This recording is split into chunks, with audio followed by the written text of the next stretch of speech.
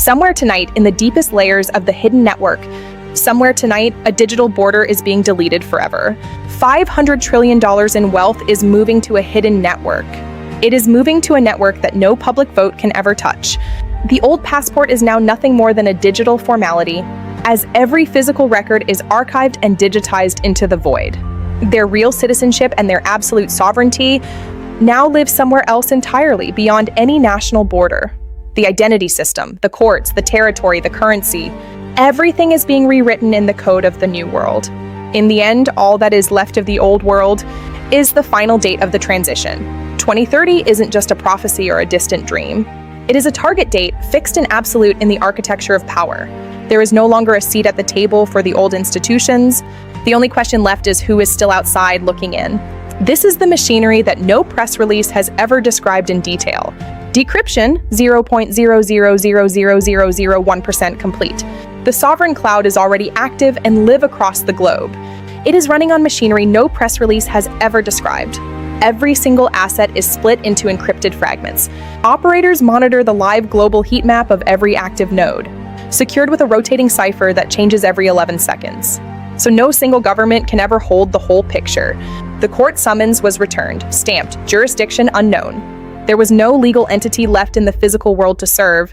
Every attempt to serve the network was met with a wall of silence. The national courthouse stands silent, its steps empty of the law. As the internal memo stated, compliance is a service we sell. It is not an obligation that we owe to any state. Security personnel changed shifts and practiced monastic silence. Hidden in the dense forest, the facility is nearly invisible from above. The approach to the island is guarded by a ring of security vessels. A manifest of unmarked cargo containers is scanned for the final time. Reinforced seawalls withstand the crushing weight of the open ocean. Behind the rising gates, the final pieces of the network were put in place. The construction of the new fortress began quietly. The permits were real, though their true purpose was not. Early excavation tunnels were lit only by temporary work lights. Heavy equipment arrived by barge under the total cover of night. Deep underground, the server racks hum with the heartbeat of the cloud. The best fortress is the one that no government knows exists. Reinforced blast doors mark the transition to the new architecture. On the surface, everything remained exactly as it was before. The island is the physical heart of the sovereign cloud network. Status boards monitor the flow of data across the hidden architecture. It connects the server room to a dedicated private satellite uplink, a node that ensures the network never truly goes dark. Water, food, and power are all generated completely on site. The underground reservoir is secured behind layers of protection. The growing bays provide total self-sufficiency for the Aegis staff. Even the rooftop vents are designed to be part of the natural rockscape. No single person is ever allowed to see the entire structure. Total compartmentalization of every worker is the design. Living quarters are minimal, unmarked, and completely secure. Patrol boats maintain a silent, constant watch on the perimeter. The network wanted more than just a presence in the cloud. The delegates discussed the final expansion into physical territory. Architectural renderings showed a fortress that could never be taken. The network wanted to claim its own physical land. Every single credential was revoked in under 11 minutes. The response to the breach was instant and absolute. A coffee cup was still full beside a monitor when the desk was abandoned. The site was purged before the first government vehicle arrived. The fragment of data they found was worthless without the keys. The network defended its secrets without any help from the state. Within hours, the fragments had already been reconfigured. The facility returned to its normal, quiet rhythm as if nothing happened. There is only one threat that the network truly fears. The era of quantum computing is drawing closer every day. Warnings about encryption obsolescence were posted across the facility. Private facilities are already outperforming the national labs. We have seen the cloud, now we go to the ground beneath it. The island protocol has been activated. Access is granted. The convoy arrived as the gates opened to the new world. This is not a retreat for the few, it is a fortress for the network. If every other node went dark, this one would keep the network alive. Status boards monitor the flow of data across the hidden architecture. No single point of failure can ever end the transition. No single point of failure can end the transition. It ensures the network never dies. Somewhere tonight, a border is being deleted.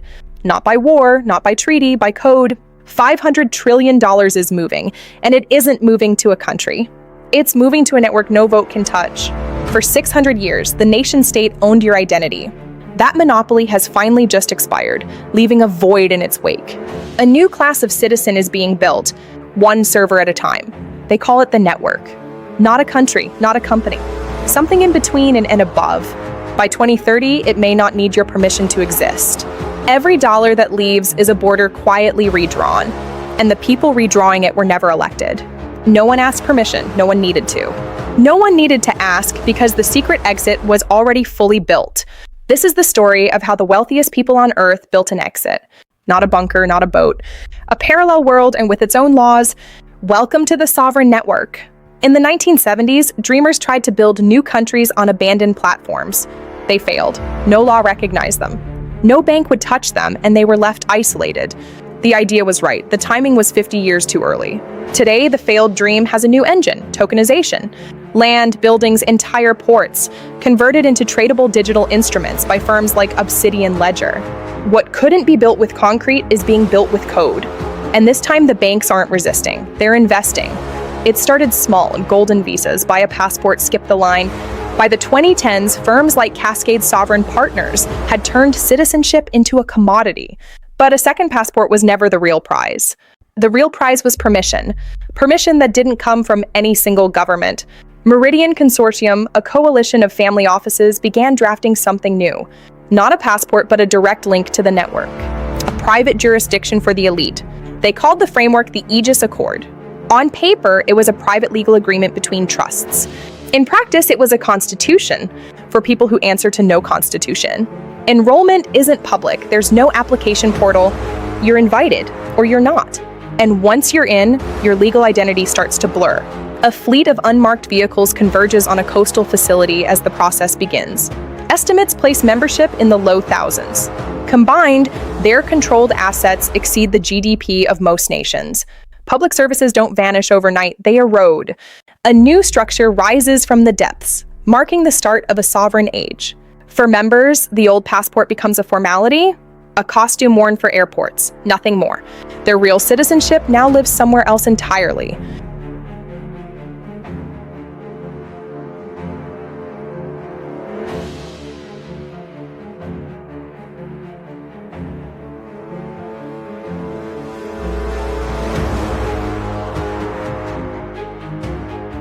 This is what a private jurisdiction looks like from the inside. No flag, no anthem, just infrastructure and access. And access is the only currency that matters here. Governments have noticed, some are alarmed. Few will say so publicly, because the people building this network are also the people funding half the world's treasuries. It's hard to regulate your own creditor.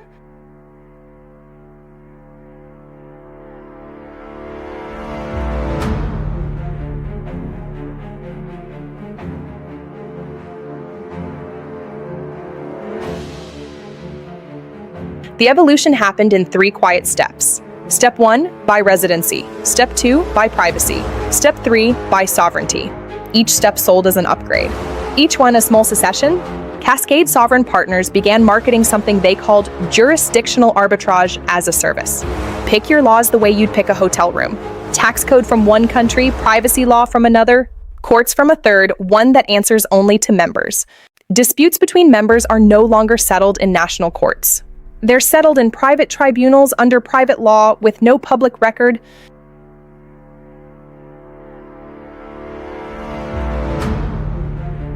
By the late 2020s, the language changed entirely. No one said residency anymore. They said membership. The nation-state had become optional. The network had become essential. Every member who exits takes their tax base with them. Multiply that by thousands of the wealthiest households on Earth. And entire national budgets start to hollow out from the inside. Public services don't vanish overnight, they erode.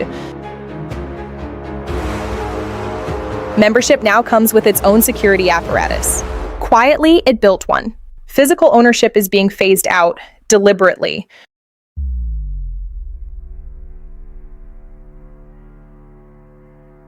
Public services don't vanish overnight, they erode. A hospital wing delayed, a bridge deferred, a pension quietly recalculated. The exit of the few becomes the austerity of the many. Trident Protective Group handles logistics that once belonged to national governments: protection, transport, even dispute enforcement. A private government needs a private army. Quietly, it built one. A deed can be seized, a token distributed across a private network cannot. This isn't hiding wealth, it's making wealth ungovernable. By this point, the network isn't hiding anymore. It doesn't need to. It has its own courts, its own currency rails, its own security.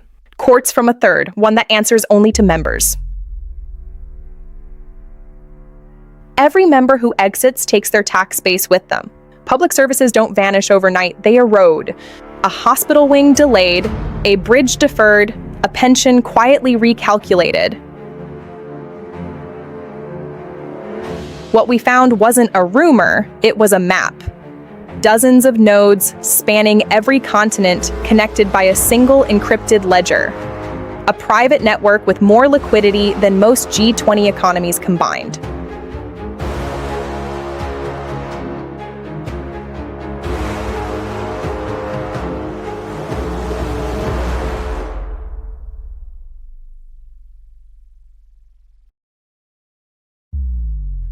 Each node functions independently. Together, they function as one.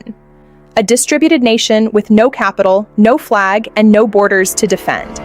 Attack one node, and the rest simply route around it.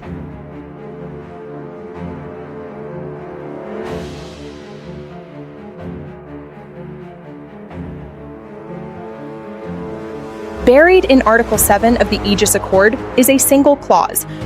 It defines what happens when a member's home nation collapses financially.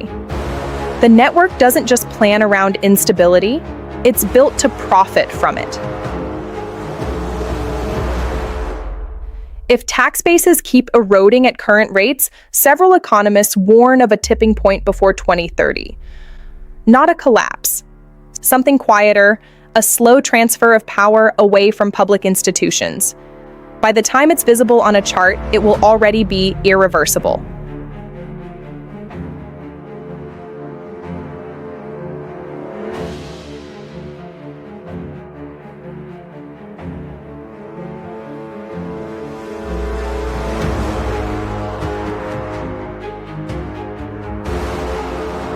"2030 isn't a prophecy, it's a target date, written into internal network documents.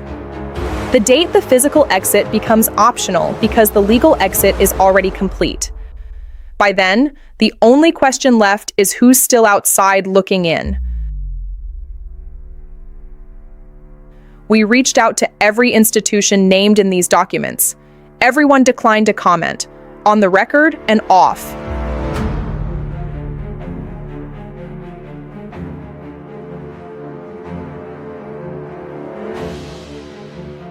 For most of the world, none of this will ever be visible. No announcement, no vote, no treaty signed in public. Just a slow redrawing of who actually holds power.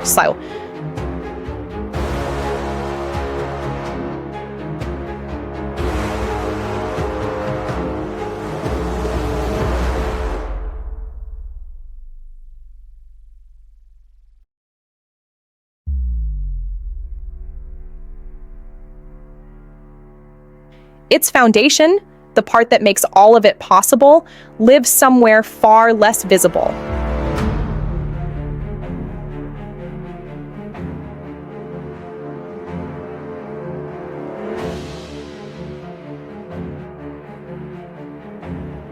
What was built to protect wealth is now being used to relocate it entirely.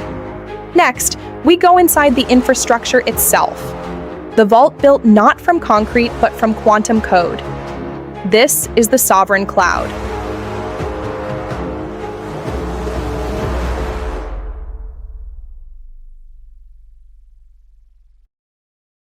It defines what happens when a member's home nation collapses financially. If the digital fortress was the vault, this is the engine room.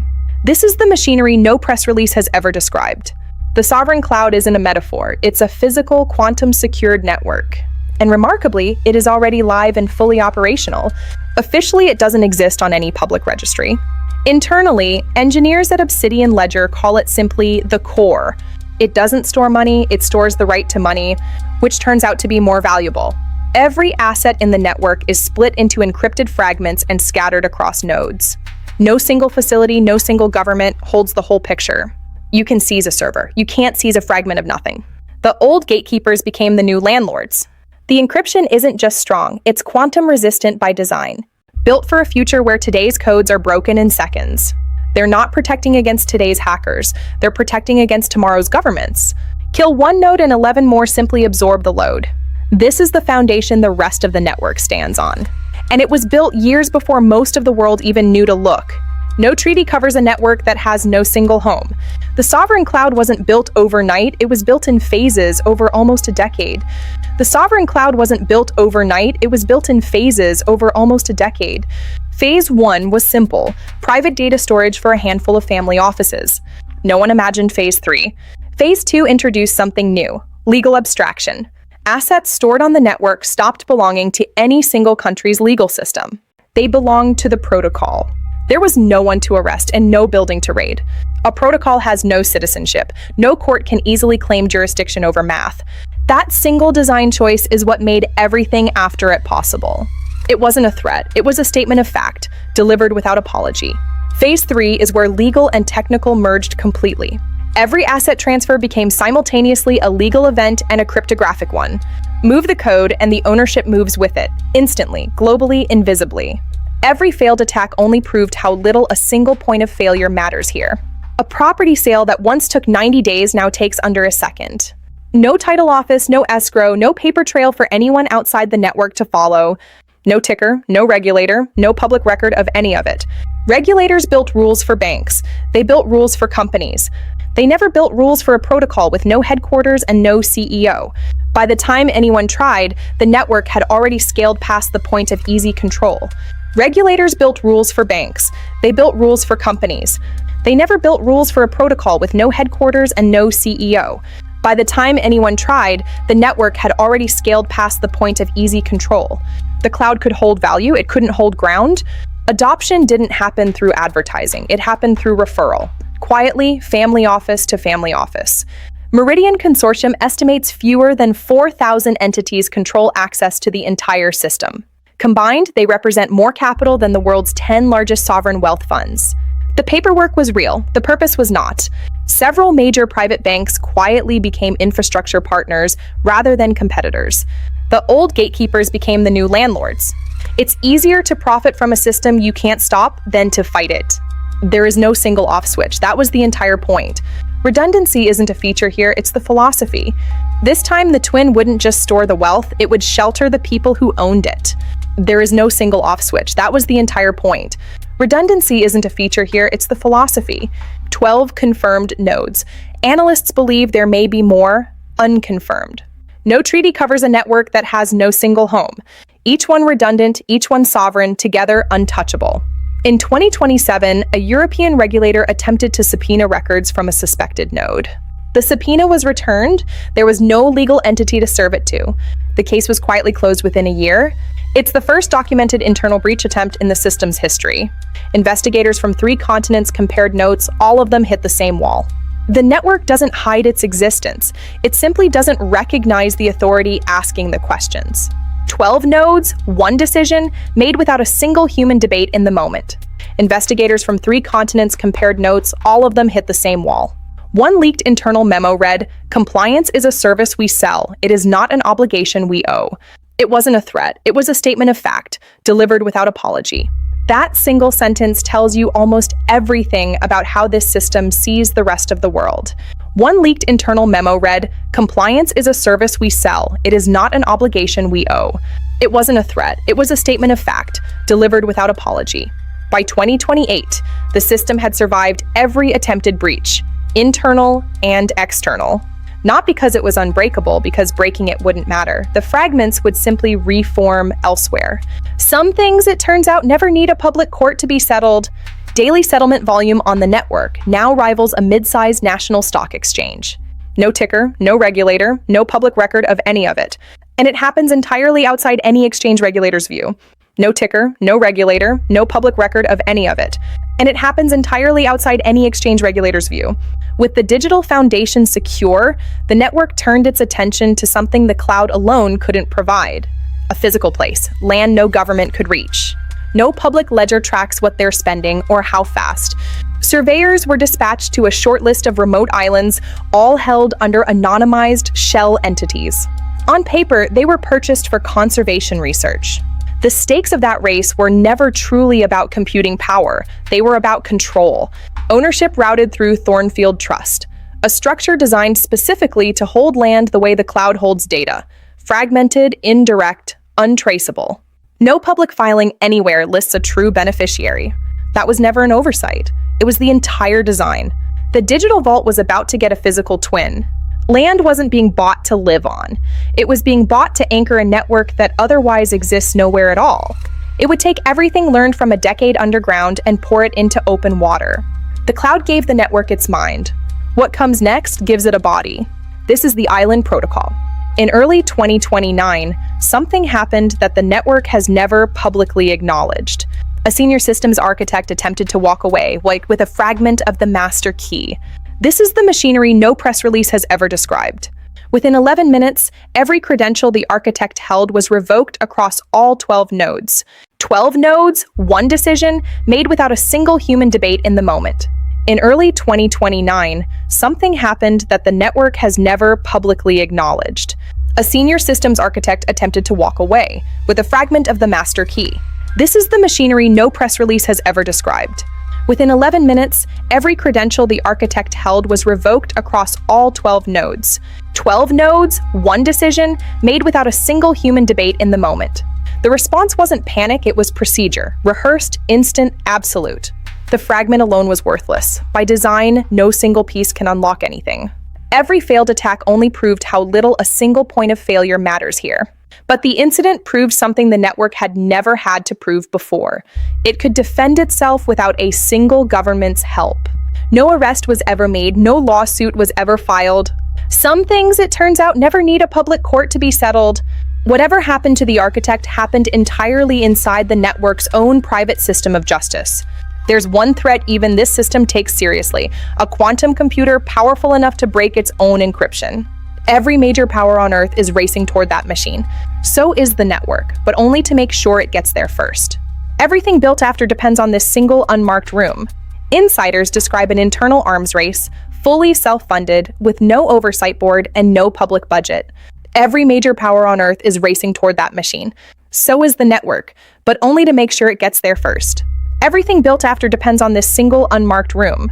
The stakes of that race were never truly about computing power. They were about control. If they're wrong, $500 trillion in scattered fragments becomes $500 trillion in scattered vulnerabilities. That risk is precisely why the digital vault was never meant to stand alone. Every sovereign network in history has needed physical ground to retreat to. This one is no different. Math doesn't answer a subpoena. The digital foundation is complete. The physical one is already under construction. It would take everything learned from a decade underground and pour it into open water. And what's being built there goes far beyond a data center. We've seen the cloud, we've seen how it defends itself. Now we go to the ground, it's building beneath all of it. This is the Island Protocol. Speed became the new secrecy. The sovereignty of math is now absolute. Welcome to the core. This is where the physical world meets the digital vault. The end of part 2. Coming next, part 3, the Island Protocol. The transition is complete. The network is now independent. The network has found its home. Stay tuned for the final chapter. This island doesn't appear on any commercial chart. It has its own power grid, its own water supply, its own laws, independent and absolute. And officially, it belongs to no one. From the air, it looks untouched. From below, it's an engineered fortress. The greenery on the surface is real. It's also a disguise. No zoning board approved what's actually underneath it. On paper, it's a conservation trust. In practice, it's the physical anchor of a $500 trillion network. The two aren't as contradictory as they sound. Both are designed to keep people out. Both purposes require the same thing, and with nobody asking any questions. This isn't one island. It's one of at least 4 we were able to confirm. Each one built to the same design. Each one a piece of the same body.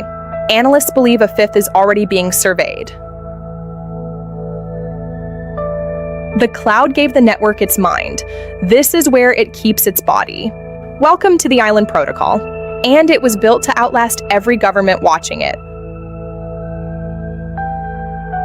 This island was quietly optioned by an anonymized trust decades before anyone called it the network. Whoever was planning this wasn't thinking in years, they were thinking in generations. By the time regulators had a name for any of this, the deed was decades old.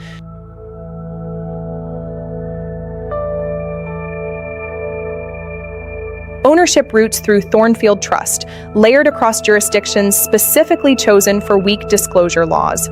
Even the lawyers who filed the paperwork often didn't know who they ultimately worked for. That opacity wasn't an accident, it was the specification. Construction began quietly, disguised as an environmental restoration project. The permits were real. The stated purpose was not. Environmental permits, it turns out, ask very few questions about what's underground.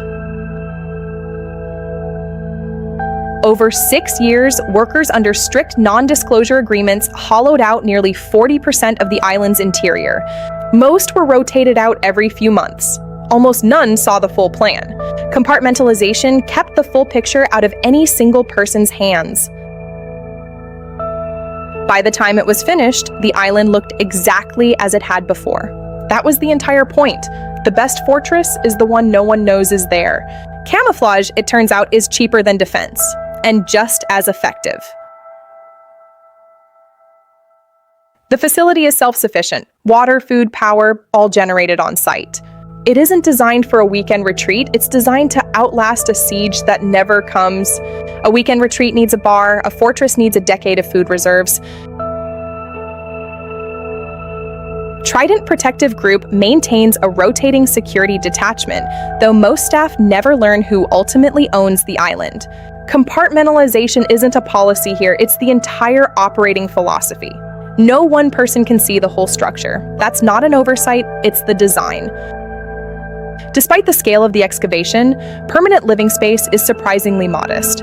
This was never meant to house thousands, it was meant to house control. Fewer residents means fewer witnesses, and fewer people who can compromise it.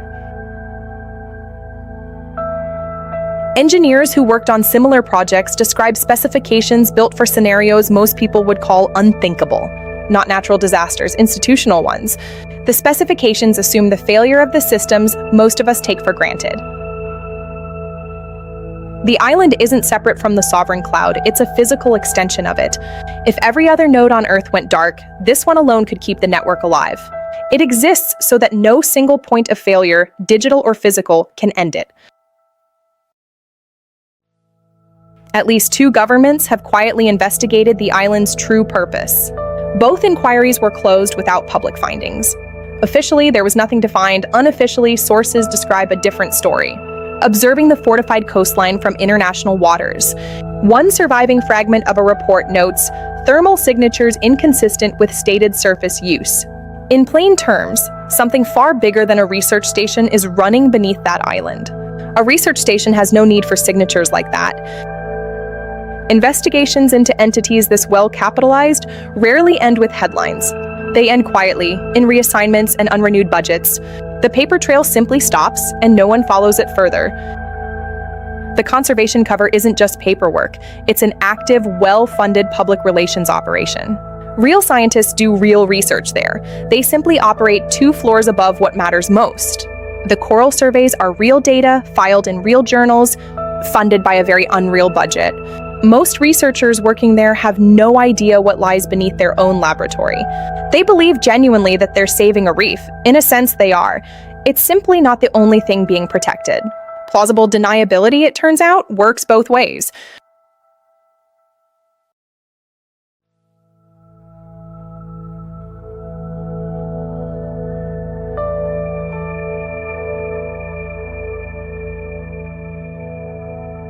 Not every arrival follows the public schedule. Members with sufficient standing can request entry with almost no notice at all. The public dock and the private dock were never meant to serve the same visitors. Even within the network, access to the island itself is its own hierarchy. Most members never set foot here. A small circle within the circle always can. Even sovereignty, here in this place, comes in tiers. Internal planning documents reportedly model scenarios most institutions won't say out loud. Currency collapse, grid failure, mass unrest. The island isn't hoping these scenarios stay hypothetical. It's built assuming eventually one of them won't.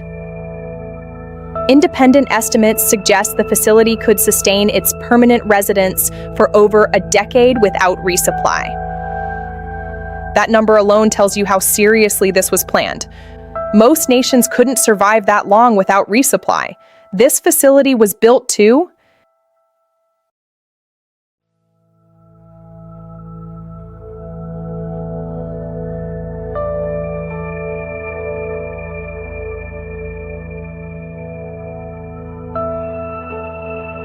the digital layer is complete. The physical layer is complete. What's left is the number that makes all of it make sense. It's the number the rest of this story has been circling from the beginning. Independent economists have begun modeling what happens if this pattern continues unchecked. The number they keep arriving at is $500 trillion in assets effectively operating outside any national tax system by 2030. A figure large enough to rewrite what the economy even means.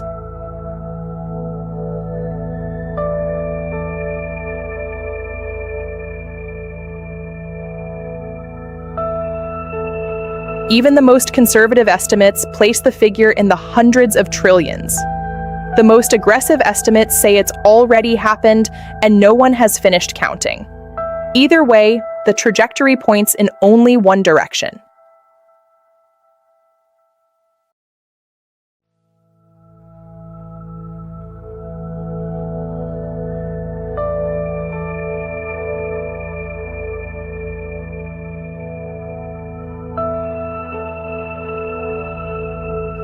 You won't see $500 trillion on a government report.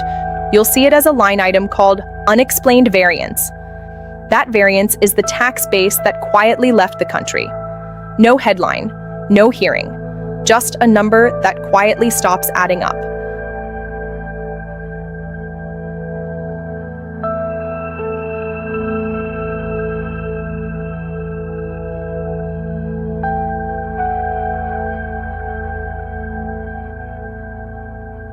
This isn't an abstract number. It shows up as a shorter school year, a longer hospital wait, a bridge that stays closed.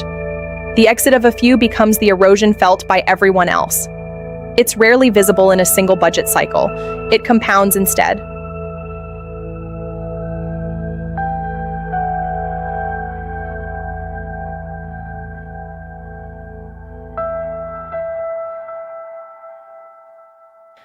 By 2030, models suggest the network's controlled capital could exceed the combined GDP of the world's 10 largest economies. A private entity with no vote, no census, and no seat at any international summit, larger than almost anything that does. A private ledger outperforming public democracy at its own scale. Growth isn't slowing, it's accelerating. A fifth island facility, larger than the first four combined, is already under construction. The pace suggests 2030 isn't an estimate. It's a deadline they intend to hit early. The old wealth and the new wealth have merged into a single unified system. There's no longer a meaningful line between the family fortune and the sovereign network holding it. What used to be old money and new tech now share the same vault. Internally, the target hasn't changed. 2030 remains the milestone. Not an endpoint, a threshold after which reversing any of this becomes practically impossible. After that threshold, the exit doors don't so much open as disappear entirely. Every piece of this story, the cloud, the islands, the accord, points toward one final question. Not whether this happens, it already is. The question is what it costs everyone standing outside it. We've seen the mind, we've seen the body. Now, the number that ties it all together, and what it means for everyone left outside it. This is the $500 trillion calculation. $500 trillion. Say it slowly because no one has ever had to before. That's more than every stock market, every piece of real estate, and every government treasury on Earth combined. And by 2030, most of it may belong to a network with no flag. Global GDP, every country combined, sits at roughly $110 trillion a year. Everything you've ever heard called the world economy is a fraction of this figure. This isn't annual output, this is standing wealth. Nearly 5 times the entire planet's yearly production sitting in private hands. No single source confirms this number, that's exactly the point. It's assembled from tax base erosion data, tokenization volume, and leaked internal projections, triangulated, not leaked outright. Even a conservative reading puts the figure in the hundreds of trillions. This isn't a prediction of collapse, it's a prediction of quiet replacement. Collapse makes headlines, replacement rarely does. Not nations falling, nations becoming optional for those who can afford to leave. We've seen the mind, the body, and now the number. What remains is the part every documentary in this series eventually reaches, the cost. What's left is the hardest part, what this actually means for you. The math starts small, a handful of ultra-wealthy households relocating their tax residency. Small, compounding decisions rarely look dangerous until they're already systemic. Multiply that by the entire top tier of global wealth, and small becomes structural. Governments rarely label this what it is. It shows up as unexplained variance or base erosion. Bureaucratic language has a way of making the extraordinary sound routine. Behind that bureaucratic phrase is a simple fact. The money left, and it isn't coming back through normal channels. This is where the abstraction becomes personal. A hospital wing delayed, a pension quietly recalculated, a school year that ends 2 weeks early. The exit of a few becomes the erosion of everyone else's baseline. Policy responses exist: wealth taxes, exit taxes, global minimum rates. On paper, every one of them looks sufficient. Nearly all of them assume the wealth stays inside a system that can be taxed. This system was built specifically to exit that assumption. Political theorists built entire frameworks assuming power flows through voting, borders, and courts. This system simply routes around every assumption those frameworks depend on. None of those frameworks anticipated power. I said none, simply opting out of the framework itself. Offshore wealth isn't new. What's new is the infrastructure making it permanent and self-governing. The old offshore account could still be subpoenaed. This network was built specifically so it can't be. That single design shift is what separates a tax haven from a sovereign one. Even the language hasn't caught up. Citizenship implies a state. Membership implies a club. What's being built here is neither, and both. And both. Language will eventually catch up. By then, the thing it's describing will already be entrenched. For members, the benefits are obvious: privacy, protection, and a legal system built entirely around their interests. For everyone else, the cost is far less visible, until it isn't. It arrives as a slow, steady erosion, not a single bill. No, not a single bill. Growth isn't slowing. If anything, each new headline about instability accelerates it. Fear, it turns out, is the most reliable growth engine this network has ever had. Every crisis that shakes public trust in institutions becomes, quietly, a recruitment event for this one. Every system is in place, the date hasn't moved. Readiness, once declared, tends not to reverse itself. What's left isn't a question of capability. It's a question of what the rest of the world does before it arrives. A handful of governments have proposed coordinated frameworks to address networks like this one. So far, none has moved past the drafting stage. Coordinating dozens of nations is slow. The network they're trying to regulate isn't waiting. The network isn't waiting. Legal scholars are divided on a basic question. Is this even something existing law can reach? Some argue it's simply advanced tax planning. Others argue it's an entirely new category of sovereignty. The disagreement itself has become part of the network's protection. A former advisor to one of the founding family offices agreed to describe the culture from the inside on condition of anonymity. Their account matched details we'd already confirmed independently. Their words, "We stopped thinking of countries as partners. We started thinking of them as legacy software." Legacy software, something you keep running only until the replacement is ready. By their account, that replacement is very nearly ready. Ready, in their words, doesn't mean announced. It means functional. It is now functional. Eligibility isn't public, but sources describe a threshold in the hundreds of millions in liquid assets. For everyone below it, this system was never designed to be visible. To be visible. Below that line, this entire system simply doesn't apply to you, except in its far-reaching consequences. Public awareness remains extremely low. Fewer than 1 in 20 surveyed could describe anything like this system. You likely hadn't heard of any of this before this series. That's not an accident. Visibility was never part of the design.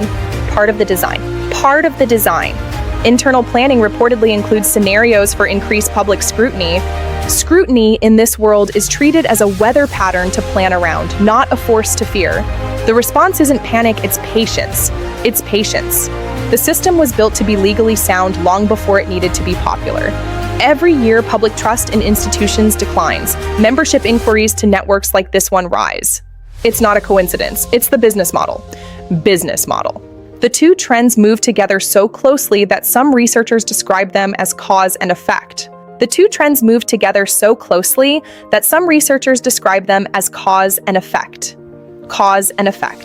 Every piece of what we've shown you across this series was assembled from public filings.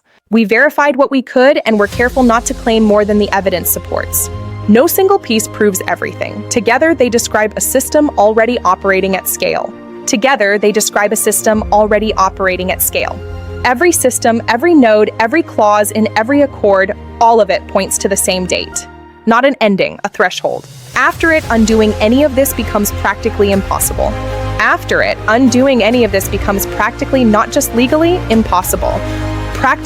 just legally impossible. After it, undoing any of this becomes practically not just legally impossible. So what does this mean for someone who will never see the inside of a fortified island? It means the floor beneath public services keeps quietly dropping, even when nothing dramatic seems to happen. No single year feels like a crisis. A decade of them does. A decade of them does. Coordinated policy responses do exist, and some economists believe they could meaningfully slow this trend. Slowing it, at this point, may be the more realistic goal than stopping it outright. The challenge isn't designing the policy, it's getting enough nations to adopt it before the network becomes self-sustaining. Enough nations. Some smaller nations have moved faster than larger ones, adopting stricter disclosure rules. Size in this fight matters less than resolve. It's a reminder that this story isn't only one of inevitability. Choices are still being made on both sides. Choices are still being made on both sides. Investigative teams continue building public records the network was never designed to leave behind. Every document made public is one fewer the network fully controls. Every document made public is one fewer the network fully controls. Every document made public is one fewer the network fully controls. At dawn. This series began with bunkers and micronations, fortresses for individuals. Each episode revealed a slightly larger version. It ends with something far larger, a fortress built for an entire class, disguised as infrastructure. It ends with something far larger, a fortress built for an entire class, disguised as infrastructure. Prior case files. It ends with something far larger, a fortress built for an entire class, disguised as infrastructure. Global network map? Every investigation in this series has connected to the next. None of it was ever really separate. It was always one system, viewed from different angles. And two threads remain: how this network intends to govern the world outside it, and where its members go if 2030 arrives ahead of schedule. How this network intends to govern the world outside it, and where its members go if 2030 arrives ahead of schedule. And two threads remain: how this network intends to govern the world outside it, and where its members go if 2030 arrives ahead of schedule. Next in this series, how the same network is beginning to govern the data of nations that never agreed to it. Sovereignty, it turns out, extends far beyond land and law. We call it digital colonialism, and it's already underway. We call it digital colonialism, and it's already underway. Digital colonialism. We call it digital colonialism, and it's already underway, and it's already underway. And after that, what happens when the islands aren't enough and the network's most committed members go fully underground? The pattern from this series suggests it's already begun. We call it the bunker circuit. We call it the bunker circuit. We call it the bunker circuit. We call it the bunker circuit. The bunker circuit. We call it the bunker circuit. We call it the bunker circuit. We may never know the exact figure. $500 trillion may already be conservative. Every model we reviewed trended upward, never down. But the shape of what's happening is no longer in question.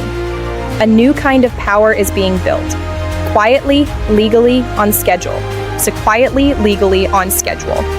A new kind of power is being built. Quietly, legally, on schedule. A new kind of power. A new kind of power is being built. Quietly, legally, on schedule. The question was never whether the wealthy would find a way out. That much was always inevitable. The question was always whether the rest of us would notice before the door closed. Thank you for watching. Thank you for watching. Thank you for watching. Thank you for watching. Thank you for watching. Thank you for watching. Thank you for watching. Thank you for watching. If you're fascinated by the hidden world of billionaires, secret estates, private islands, family offices, underground bunkers, and the powerful systems shaping our world behind the scenes, then you're in the right place.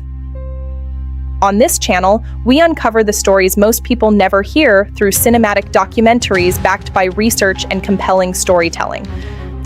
If you enjoy this kind of content, don't forget to like this video, share it with someone who's curious about the world's hidden power structures, and subscribe so you never miss our next documentary. Your support helps us keep creating bigger and better investigations. Thank you for watching.